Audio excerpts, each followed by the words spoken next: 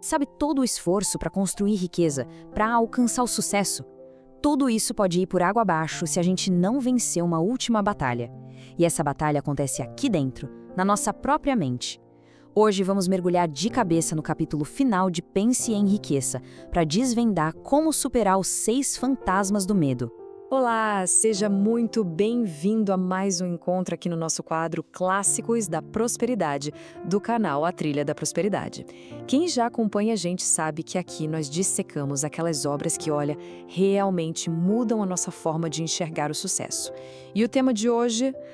O tema de hoje é o teste final de toda essa jornada. Pensa bem, nós aprendemos a forjar o desejo, a construir a fé, a ter persistência. Mas agora chegamos ao confronto decisivo. Napoleão Hill dá um alerta muito sério. Todo esse poder que construímos pode ser neutralizado se não encararmos de frente os fantasmas que moram na nossa mente. Então vamos direto ao que interessa. Hill afirma que, antes de mais nada, a mente precisa ser limpa. Precisa se livrar de 3 inimigos que, olha, trabalham juntos para sabotar qualquer progresso. E quem são eles? A indecisão, a dúvida e o medo. E olha que interessante, tudo começa aqui, com a indecisão.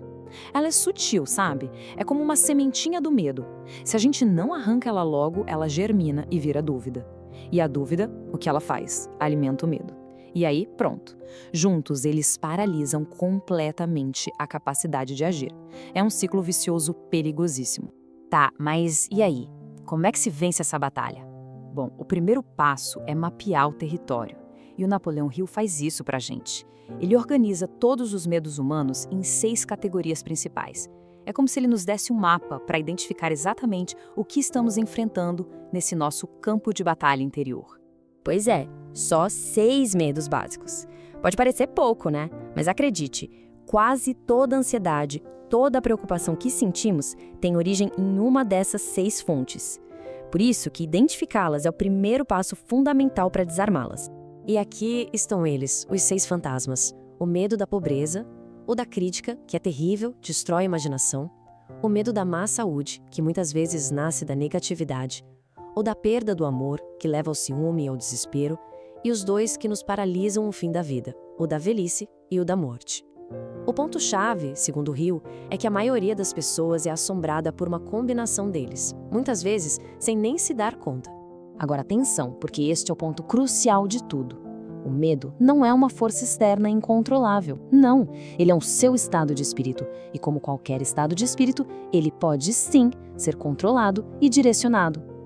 Pensa só, a mesma mente que tem o poder de criar riqueza é a mente que pode criar limitação. A escolha está toda aí. E olha, desses 6, tem um que o Napoleão Hill dá uma atenção toda especial, o medo da pobreza. Ele diz que esse é o mais destrutivo de todos. E por quê? Porque ele simplesmente paralisa a razão, ele aniquila a autoconfiança e basicamente abre todas as portas para o fracasso. E o mais impressionante é como esse medo aparece no dia a dia. Não é só um sentimento, sabe? Ele se manifesta em atitudes bem concretas. Por exemplo, a indecisão, que se mostra naquele hábito de deixar os outros pensarem por nós. A dúvida, que vira desculpa para tudo e crítica para quem tem sucesso. A preocupação, que gera nervosismo e nos faz gastar mais do que ganhamos. O excesso de cautela, que é aquele foco só no pior cenário possível. E, claro, a famosa procrastinação, o hábito de adiar e adiar o que é importante. Ok, identificar os sintomas é um passo importante, mas é só o começo. A grande questão é, como descobrir qual desses 6 fantasmas realmente está no comando? Para isso, Hill propõe um método, eu diria, radical. Um verdadeiro auto-julgamento. Um exercício de honestidade brutal para trazer esses medos à luz. É um processo com método, bem disciplinado. Primeiro, a pessoa se coloca no papel de acusadora. Ela vai lá, identifica, dá nome aos medos. Depois, vira advogada de defesa, tentando entender de onde eles vieram. Em seguida, assume o papel do júri, para avaliar as evidências, ver como esses medos afetam a vida na prática.